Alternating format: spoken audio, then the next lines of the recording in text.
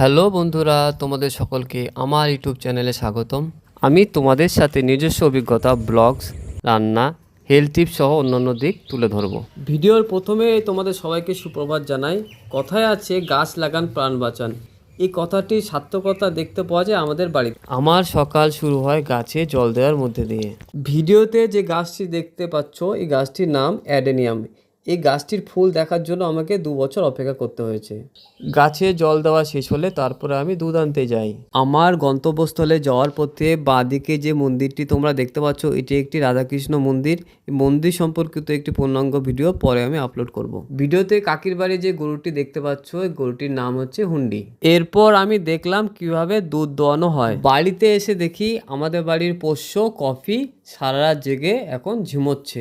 বেলার দিকে আমি বাজারের দিকে রওনা হলাম। বাজারের অন্যান্য সবজির তুলনায় ক্যাপসিকামের দাম কম হওয়ায় আমি 500 ক্যাপসিকাম কিনলাম। এরপর কিনলাম 500 পটল, 1 কেজি পেঁয়াজ।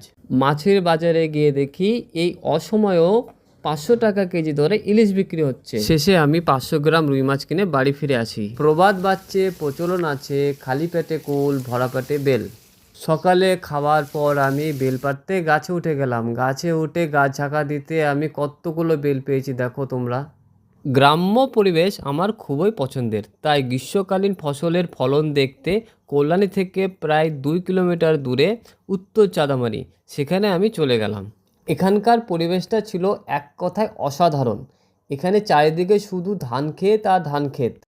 দেখতে পেলাম মাচায় লাগানো পটল গাছ, দেখতে পেলাম ফলযুক্ত টমেটো গাছ। গাছে লাগানো ডিম দেখে আমি অবাক হয়ে যাই। পরে বুঝতে পারি এটি ডিম নয়, এটি একটি বেগুন গাছ। জমির পাশেই ছিল এক বিশাল জলাশয়। জলাশয়ে বিরাজমান কচুরিপানা ফুলগুলো উঁকি মেরে তাকাচ্ছিল। আজকের ভিডিওটা একটি কথা বলে শেষ করছি। আপনি আপনার জীবন যুদ্ধের নায়ক, নায়িকা। কে কি বলল তাতে কর্ণপাত করবেন না। নিজেকে ও পরিবারকে ভালোবাসুন, সুস্থ থাকুন আর আমার ভিডিও দেখতে থাকুন।